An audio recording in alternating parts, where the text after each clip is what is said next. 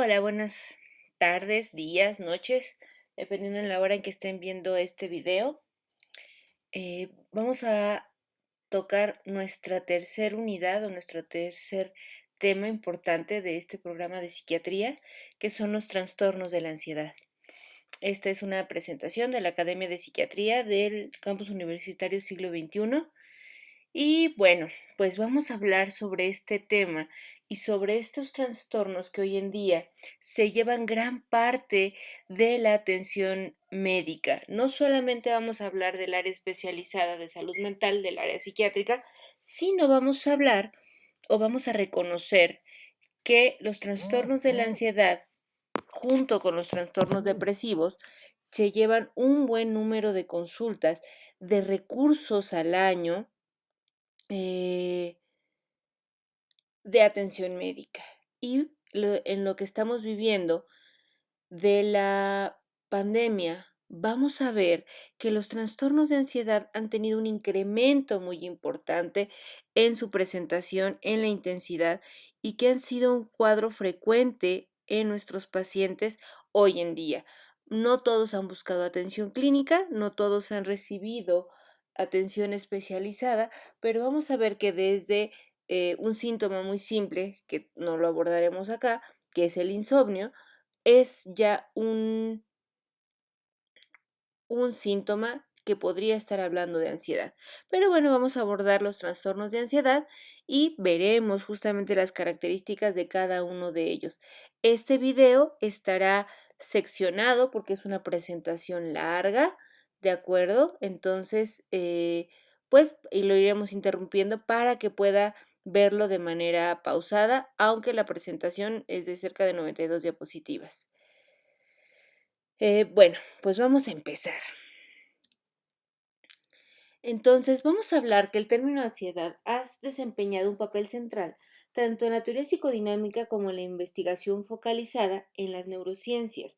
Vamos a hablar que desde esta visión de este fundador de la escuela psicodinámica, que es Sigmund Freud, hablaba de cómo la ansiedad era este síntoma que nos hablaba del conflicto intrapsíquico y que era el resultado de estos conflictos entre los distintos componentes del aparato mental, que espero se acuerde que son el yo, el ello y el superyo. Entonces, cuando existen conflictos entre estos tres, esas instancias de las que está conformada nuestro aparato mental, pues justamente existe o podría existir como resultado de esto la ansiedad. Y bueno, vamos a ver que hoy en día las neurociencias, ya una visión un poquito más científica, aunque no debemos olvidar que la intención de Freud era hacerlo lo más científico que se pudiera, pues vamos a ver de primera instancia que las neurociencias se han focalizado en entender cuáles son las partes anatómicas involucradas, ¿de acuerdo? Y bueno, también vamos a ver que varias escuelas del pensamiento van a retomar la importancia de la ansiedad. Los trastornos de ansiedad están asociados con una morbilidad significativa. Vamos a ver que las personas que tienen justamente ansiedad van a tener otros padecimientos secundarios a esto y que dicha morbilidad, por ejemplo, pensemos en un colon irritable o una colitis, ¿de acuerdo? Vamos a ver que estos padecimientos son crónicos y muchas veces son refractarios al tratamiento. Tenemos pacientes que llegan de manera secundaria referida por algún otro especialista con nosotros los psiquiatras, y que ya vienen de haber visto un gastroenterólogo, 2 gastroenterólogos, algún subespecialista en alguna otra área, en fin, y que justamente los tratamientos que da el gastro llegan a un límite y, pues, hay que justamente atenderlo después de que pasaron por muchos tratamientos y fueron siendo, descalificados dichos tratamientos y, pues, hay que tratar esa parte de la ansiedad. Y vamos a ver que, aunque no pareciera, vamos a ver que sí hay una correlación genética importante y también con las experiencias de vida, ¿de acuerdo? Eh, Vamos a ver de primera instancia las bases fisiopatológicas de los trastornos de ansiedad, ¿de acuerdo? y vamos a hablar sobre justamente estas regiones del cerebro que van a estar involucradas. Espero que se acuerden, ¿no?, de este primer año de medicina, cuando en sus salones, en su materia de introducción a la salud mental, revisábamos las estructuras cerebrales y ya desde entonces hablábamos de las principalmente involucradas, entonces esto será solamente un repaso. Vamos a ver que la amígdala es una estructura que está localizada en el lóbulo temporal para coordinar y regular las reacciones de alarma y por lo tanto está involucrada en las reacciones de miedo y de ansiedad. Recordemos que las emociones tienen funciones vitales, las emociones tienen una finalidad o una función en nuestra vida, ¿de acuerdo? Y entonces vamos a ver que la ansiedad y el miedo son emociones que están muy ligadas a la supervivencia. La ansiedad nos permite reaccionar de una manera en la cual nosotros podamos tener justamente eh, esta reacción que nos ponga a salvo, nos permita resolver problemas y nos permita justamente regular o superar metas. Y bueno, vamos a ver que la amígdala va a estar enviando proyecciones a estructuras córtico-subcorticales, como son la corteza prefrontal y sensorial, el hipocampo, la corteza olfatoria, y el striatum, el núcleo accumbens, que está implicado en los condicionamientos de recompensa, ¿de acuerdo? Los núcleos de la estría terminalis, que también está asociado con el acondicionamiento, pues, el hipotálamo y el tálamo. Las estructuras del tallo, como los núcleos dorsales del vago, y que van a tener una importante participación en el control regulatorio cardiovascular, y que como sabemos las reacciones ansiosas o los cuadros o los trastornos ansiosos pues están acompañados de estas modificaciones en la frecuencia cardíaca, en algunos casos también en la tensión arterial, frecuencia respiratoria, etcétera. También están involucrados o envía proyecciones a estos núcleos parabranquiales, justamente involucrados en la respiración, en el locus coeruleus y en los núcleos dopaminérgicos A8, A9 y A10, localizados en el área tegmental ventral y pues que también está fuertemente involucrada con el condicionamiento. Vamos a ver que estas proyecciones se dirigen a los sistemas neurohumorales autonómicos y musculoesqueléticos asociados con los mecanismos de respuesta a la ansiedad y al miedo. Nuevamente, pues justamente haciendo énfasis en este papel de estas áreas en estas dos emociones. Y la amígdala sería también un centro regulador, evaluando los informes exteroceptivos e interoceptivos, que quiere decir lo que está pasando allá afuera, lo que mis sentidos me están avisando, de acuerdo si hay alguien que venga con una actitud sospechosa o está mi profesor avisando que tenemos examen sorpresa o está el policía de tránsito, en fin, todos estos estímulos externos que van a ser interpretados o también vamos a pensarlo en estas reacciones interoceptivas que van a estar dando respuestas viscerales y conductuales de alarma. Su función está mediada por receptores noradrenérgicos, benzodiazepínicos y de serotonina del receptor 5-HT1A. ¿De acuerdo? Vamos a hablar de manera más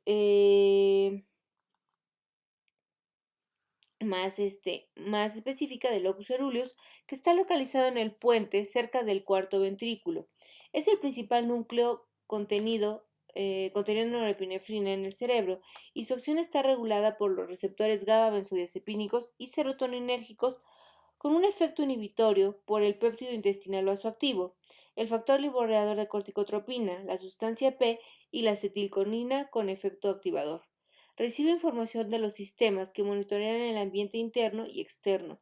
La información interoceptiva es canalizada a través de varios núcleos del tallo cerebral, como el núcleo paragigantocelularis y el núcleo propositus hipogloso. Esta información exteroceptiva ingresa por la corteza insular, orbital e infralímbica y, bueno, va a tener proyecciones glutamatérgicas. Por lo tanto, vamos a ver que el locus coeruleus envía referencias a todas estas estructuras que vemos aquí, la amígdala, el hipocampo, el hipotálamo, la corteza, la médula espinal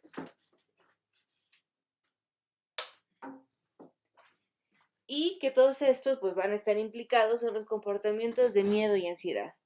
Por todo esto, se convierte en el centro de respuesta ante cambios de medio interno y externo y se activa por la reducción de la presión sanguínea, del volumen sanguíneo, cambios en la termorregulación, hipercapnia, hipoglucemia, distensión de la vejiga, estómago y colon. Y estos estímulos y algunos estímulos sensoriales nocivos y por amenaza, que quiere decir que justamente cuando todas estas se van a estar activando, un clásico ejemplo, por ejemplo, ¿no? Esta distensión de la vejiga, todos los que hemos sufrido esta necesidad de aguantar el reflejo de micción en una circunstancia social complicada, donde hay un difícil acceso a un sanitario, etcétera, etcétera, sabemos que hay una reacción emocional involucrada, o pues justamente estos otros cambios que menciona nuestra diapositiva. Otra de las estructuras involucradas en esta sensación, en esta emoción que es la ansiedad, es el tálamo y que en situaciones de peligro retransmite las señales sensoriales a la amígdala y cuando se lesiona no se presenta reacción de miedo esperada. Entonces, cuando hay lesiones talámicas, vamos a ver que justamente esta reacción de miedo, pues se abate, ¿no? Y tenemos estudios, sobre todo en primates, donde a estos changuitos les hacían una lesión talámica y justamente no hay una reacción de miedo o de ansiedad ante las circunstancias ambientales y no peleaban o no buscaban sobrevivir. Otra estructura involucrada pues son justamente el hipotálamo, que como mencioné aquí es un complejo de núcleos y vamos a ver que está rostralmente y depende de la región óptica hacia los cuerpos mamilares. Está involucrado en la activación simpática y de la liberación neuroendocrina y neuropeptídica, ¿de acuerdo? Y que está involucrada también al estrés. Sustancia gris periacueductal y bueno, en el caso de esto vamos a ver que está más involucrada en el peligro, en la respuesta al miedo, sobre todo cuando hay un peligro inminente y que esta es transmitida desde la amígdala desarrollando un comportamiento defensivo a través de esta sustancia gris periacueductal lateral, mientras que un peligro menor, por ejemplo, provoca un comportamiento de congelamiento y por vías de la sustancia gris periacueductal ventral. Entonces, a lo mejor nosotros no estamos en un riesgo, ¿de acuerdo? De ser devorados por un animal, ¿de acuerdo? Pero pongamos justamente ejemplos que podrían pasarnos en nuestra vida, ¿no? Pensemos un accidente de tránsito contra una supervisión o un examen contra un asalto, ¿no? Entonces vamos a ver que justamente la dimensión de ansiedad pues va a cambiar en estos dos escenarios. Ay, ¿de acuerdo?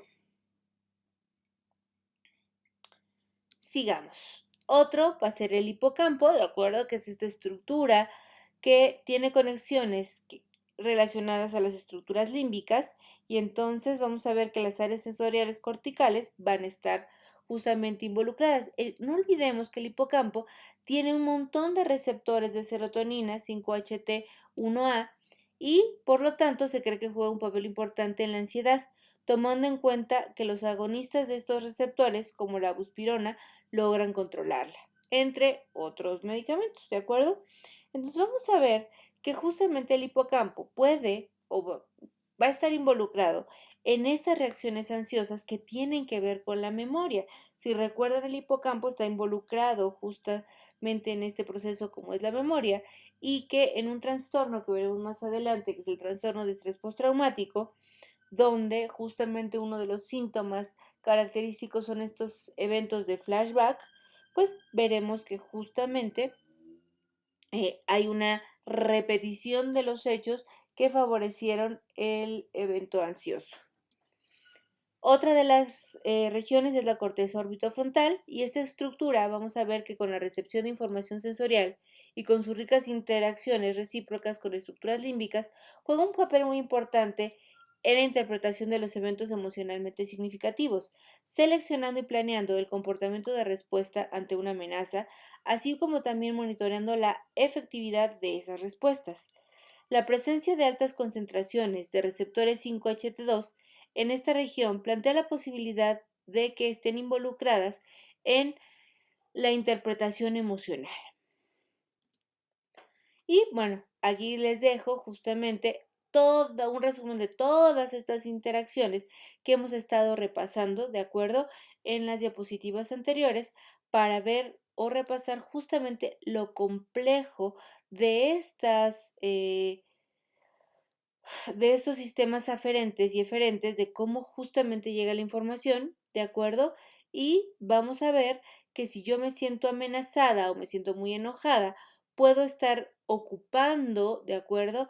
Estas distintas vías y, por ejemplo, si tengo un estímulo sensorial u olfatorio, esta corteza entorrinal, pensemos en un olor como humo o quemado, ¿de acuerdo? O la loción de la expareja. Y entonces esa corteza entorrinal le va a avisar a la amígdala y la amígdala va a mandar todas estas señales, como dijimos, a todas las áreas con las que está conectada, que era estas corteza sensorial primaria, el estriado, el núcleo trigeminal, el núcleo facial motor, ¿de acuerdo? Y que justamente viene esta expresión de miedo, ¿de acuerdo? Y de ansiedad, este hipotálamo lateral que va a activar el sistema simpático, que va a estar inducido por el miedo y que va a haber taquicardia. Entonces yo estoy encerrada, ¿de acuerdo?